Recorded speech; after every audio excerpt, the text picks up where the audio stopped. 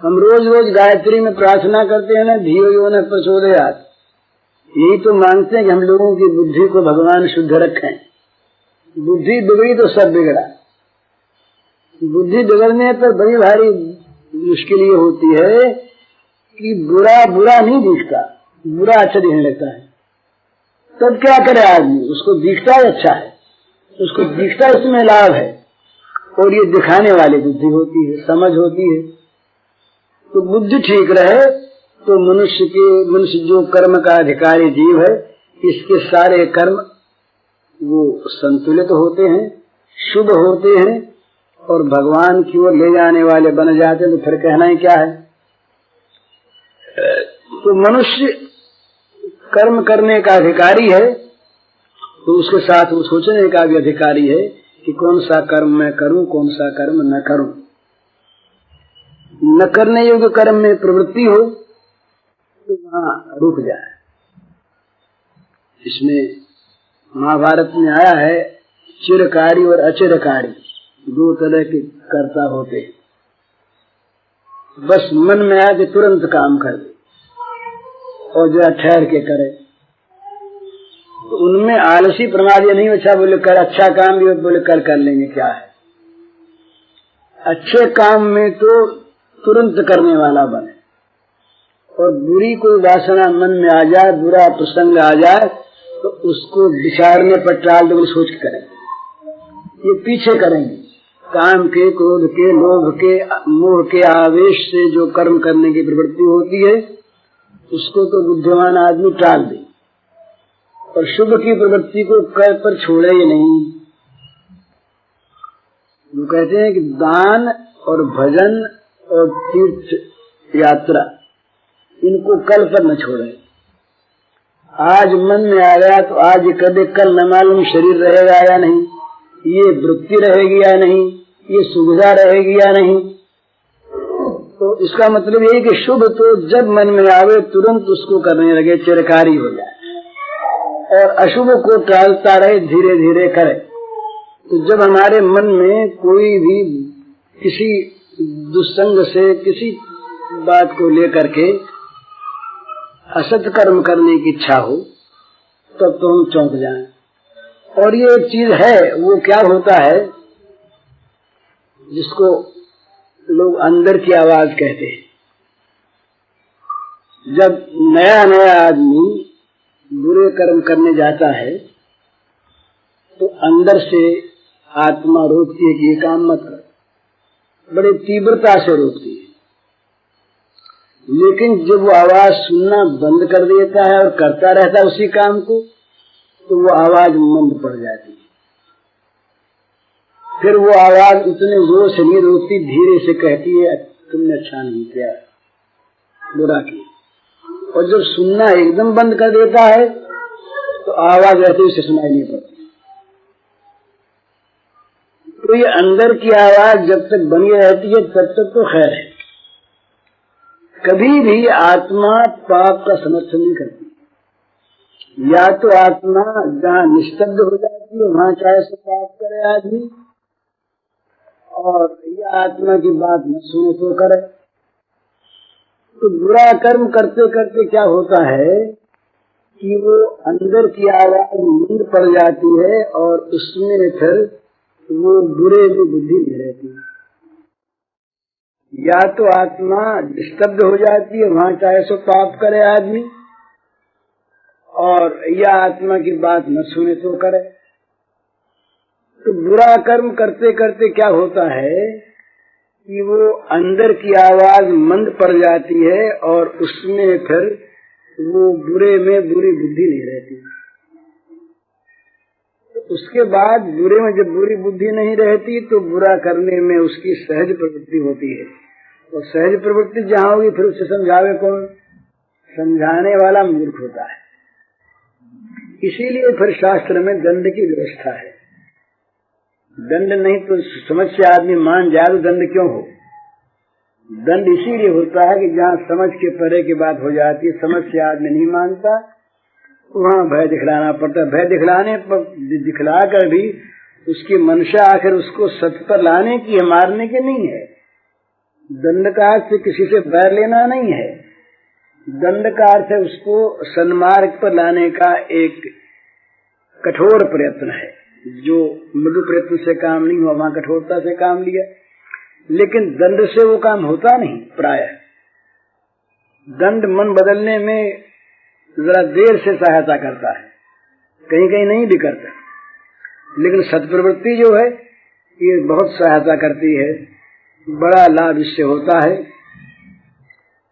कलमाशपाद, कल एक बड़ा हमने कलमाशपाद राजा को विश्वामित्र ने उकसाया वशिष्ठ को मारने के लिए, तो एक बड़ी सेना लेकर विश्वामित्र जी पीछे पीछे, कलमाशपाद राजा आगे आए। कलमाशपाद के गुरु थे वशिष्ठ, पर इनको अलग कर दिया था।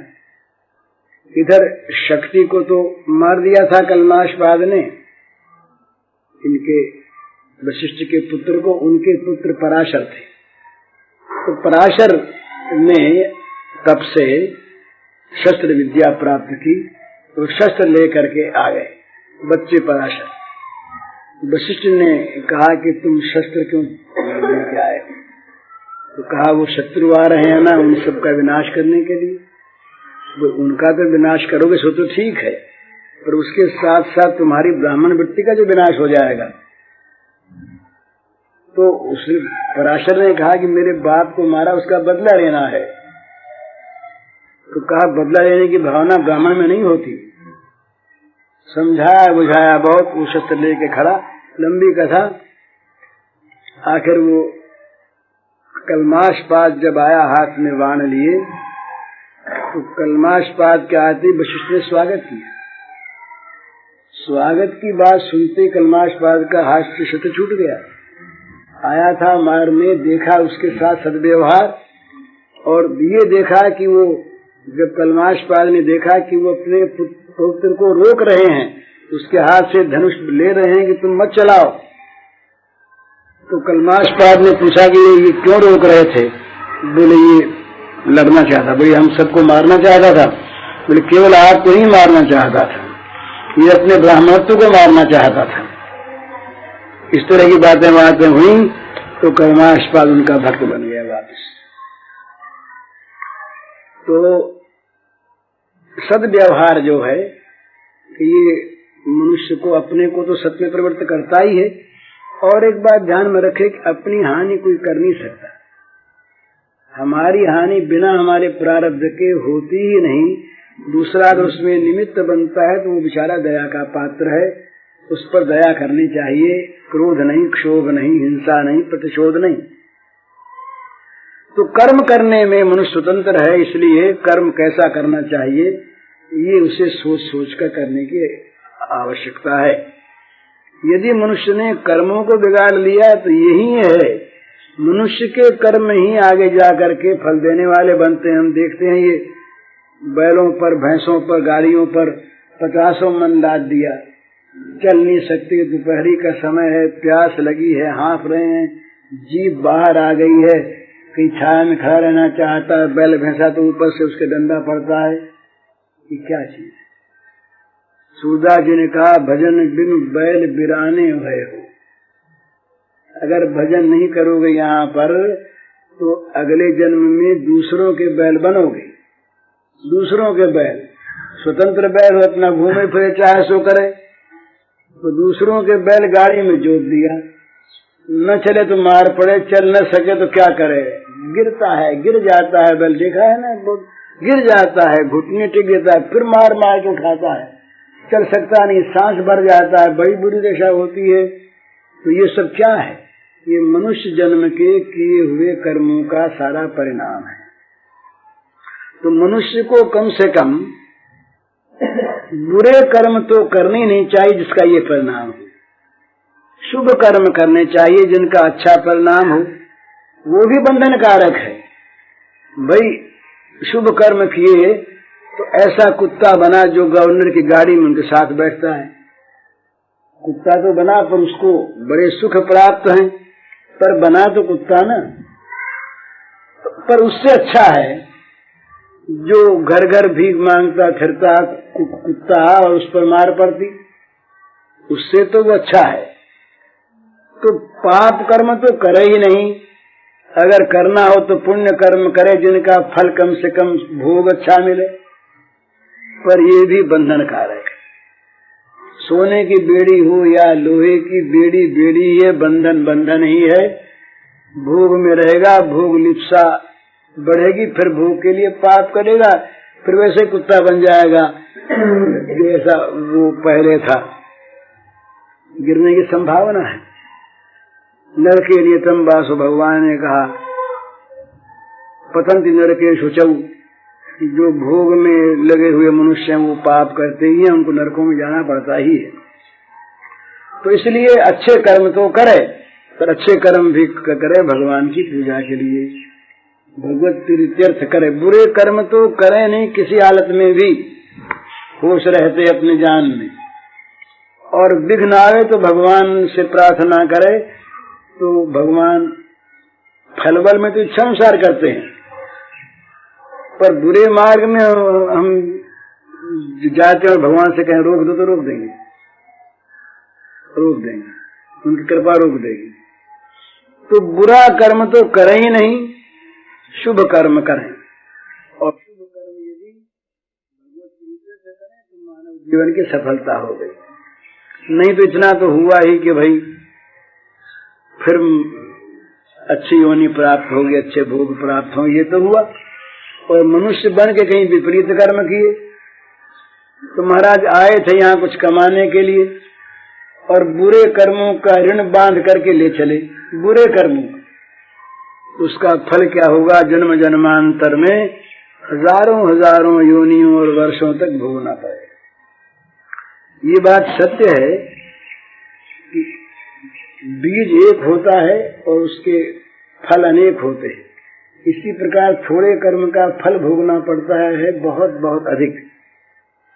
साथ ही ये भी भगवान की कृपा का नियम है, डरने की बात नहीं, कि भगवान के शरणागत यदि हो जाएं तो सारे कर्म जल भी जाते हैं, सारे कर्मों के ढेर को भगवान नाश करते। अहम तो आसर पापी वो मोक्षिष्यामि मां शुचि। भगवान ने कहा कि तुम एक मेरे शरण में आ जाओ तो तुम्हें सारे पापों से मुक्त मैं कर दूंगा। सूरज कहेगा अंधेरा मैं हटा दूंगा, हटाना क्या है? सूर्य सामने आ गया, अंधेरा मर गया। सन्मुख हुए जीव मुझे जब कोटि जन्म अगना सही, तब ही भगवान के सामने जीव आया कि पाप कटे।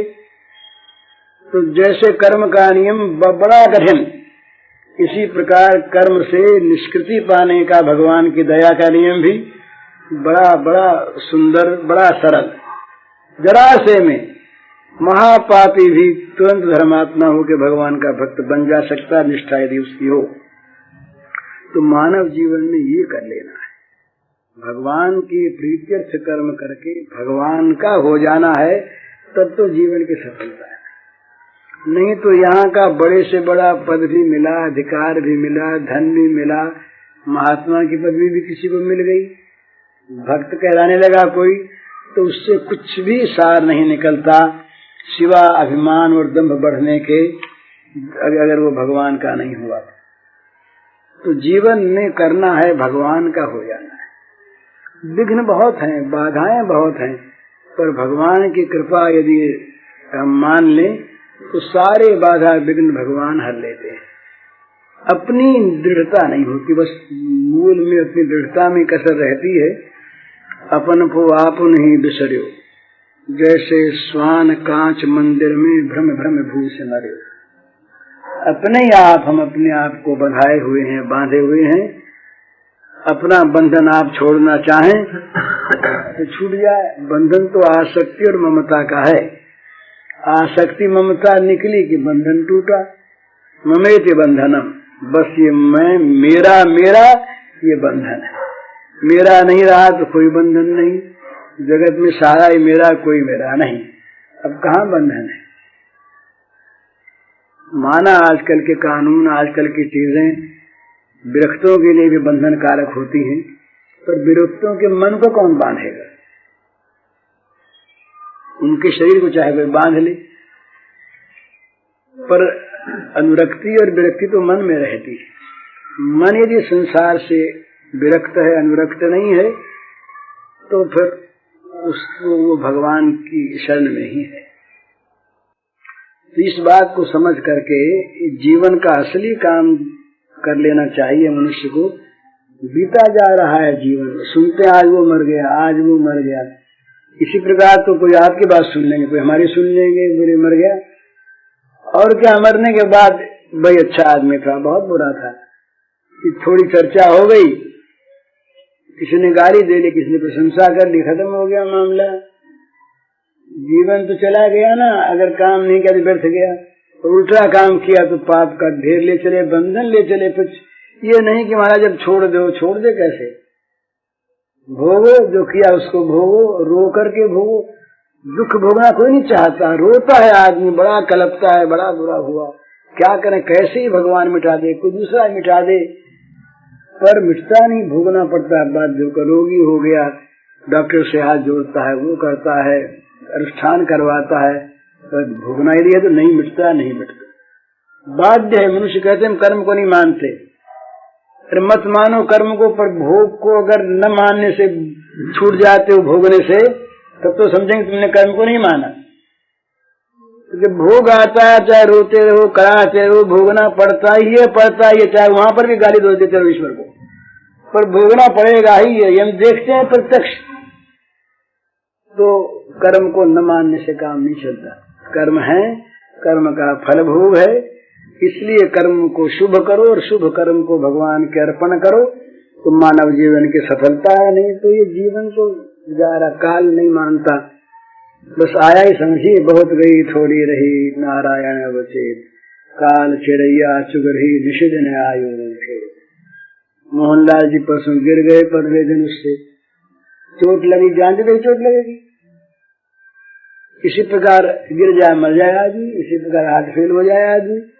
तो ये तो वो ही समझे हार्ट फेल, अपने को समझ ले कि यहाँ से तो मर जाना चाहिए, मर जाए यहाँ पर आदमी, मरा हुआ यहाँ पर अपना रहे तब तो ठीक। और यहाँ जिंदा रहता है तो वहाँ मरा रहता है, वहाँ जो मरा रहता है बस वही अपने को गिराता है। तो यहाँ तो बस व्यवहार का काम करे, भगवान जैसी बुद्धि दे, कर्मों में सावधान रहे, सावधान। मरकर कर्म करे तो वो कर्म बंधन नहीं करते। मरकर माने ममता आसक्ति छोड़कर, ममता आसक्ति छोड़ दी तो यहाँ से मर गया वो। जैसे मरने के बाद छूटती है ममता आसक्ति, यहाँ की छूट गई, मर गया। तो यहाँ संसार में तो बस बड़ी सावधानी की आवश्यकता है। पद पद फिसलाहट है, पर उसको उनको हाथ पकड़ा दे बस अपना मौज है। फिर माँ को हाथ पकड़ा दे बच्चा, माँ की गोद में आ जाए, माँ जहाँ गिरना पड़ना, माँ जहाँ देखेगी अपने आप बचाएगी, अपने आप गोद लेगी, अपने आप रक्षा करेगी। या तो पुरुषार्थ के मार्ग से जाए तो इंद्रियों को, मन को रोक करके अपना सावधानी से जाए, और या माँ को हाथ पकड़ा, भगवान का आश्रय ले ले, कृपा का आश्रय कर ले। लेकिन करना है दोनों में से कोई एक, नहीं तो जीवन पशु जीवन ही नहीं है। पशु जीवन अच्छा हमसे, क्योंकि पशु तो अपने कर्मों का भोग करके, कर्मों के ऋण से मुक्त होकर उन्नत हो रहा है।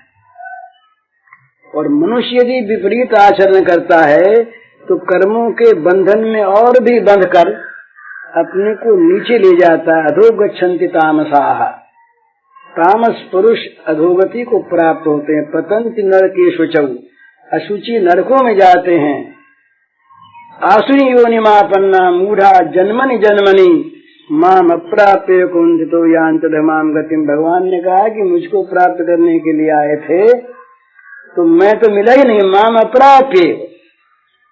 और ऐसे ऐसे कर्म किए कि जिनके फलस्वरूप आसुरी योनियों की प्राप्ति होगी जन्म जन्म में बार बार, और उसके बाद फिर अधमाम गतिम यान्ति, उसके बाद फिर और नीची गति में उनको जाना पड़ेगा। तो ऐसी मानव जीवन की असफलता न हो जाए, ये गति न हो जाए मानव जन्म की, ये सावधानी रखना चाहिए। यहाँ की चीज तो यहीं रही जाएगी, मिली तो क्या और न मिली तो क्या, गई तो क्या। लेकिन मानव जन्म पा करके अगर ये विफलता हमने ले ली अपने सिर पर, तब तो भाई बहुत घाटे में रहे। इससे अच्छा था मनुष्य न बनते, जहाँ थे वहां तो रहते। तो ये सावधानी की आवश्यकता है। बात तो मन में आती है पर बनती नहीं, तो क्या करें। हरि ओम। सुमरो नट नागर बर सुंदर गोपाल लाल सब दुख मिट गई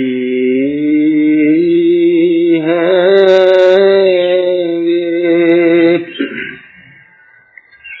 चिंतित लोचन विसार सुमरो नट नट नागर बर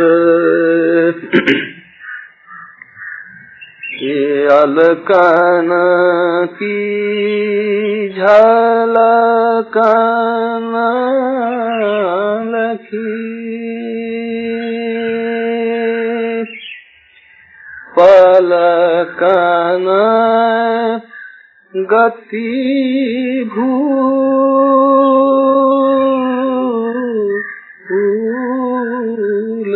जात अलकन की झलकन लखी पलकन गति भूल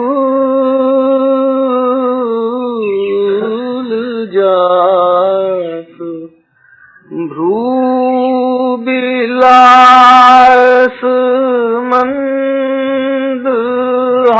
मंदहास भ्रू बिलास मंदहास रदन छदन अति रसायल रदन छदन अति रसायल सुमरो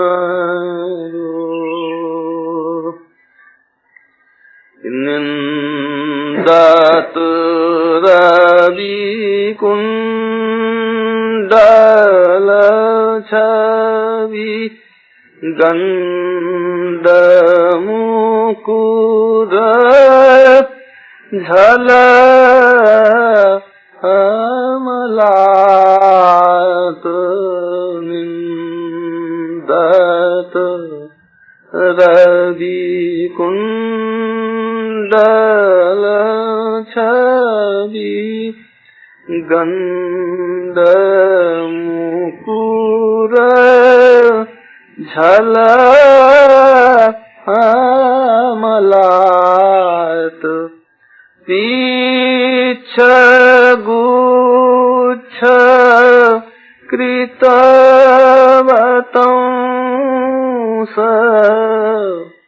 पीछ गुच्छ कृतवतंस इंदु बिमल बिंदु भाल इंदु बिमल बिंदु भाल सुमरो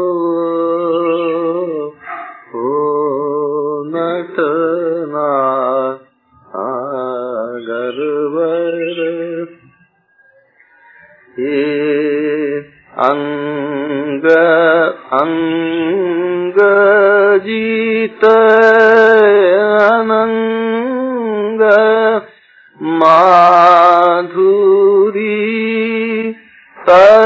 तरंग रंग अंग अंग जीत अनंग माधुरी तरंग रंग विमद मद गयंद होत विमद मद गयंद होत देखत लटकीली चाल देखत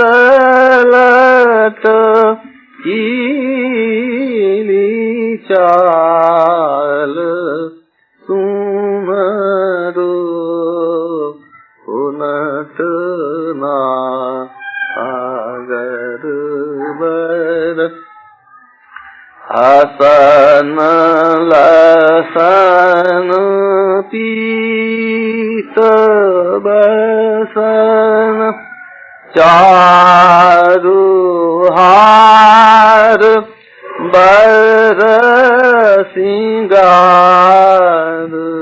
हसन बसन पीत बसन हसन लसन पीत बसन चारु हार बर सिंगार तुलसी रचित कुसुम खचित तुलसी रचित कुसुम खचित तीन उर नवीन माल तीन उर नवीन माल सुमरो उनत ना आगर बर ब्रज नरेश बंश दीप वृंदावन बर महीप ब्रज नरेश बंश दीप वृंदावन बर महीप वृख भान मान पात्र वृख भान जदीन जन दयाल सहज दीन जन दयाल सुमरो उनत ना आगर बर रसिक भूप रूप राशि गुण निधान जान राय रसिक भूप रूप राशि गुण निधान जान गदाधर प्रभु जुवती जन गदाधर प्रभु जुवती जन मुनि मानस मराल मुनि मानस मराल सुमरो उन्नत नागर बर सुंदर गोपाल सब दुख मिट जई है वे चिंतत लोचन विशाल सुन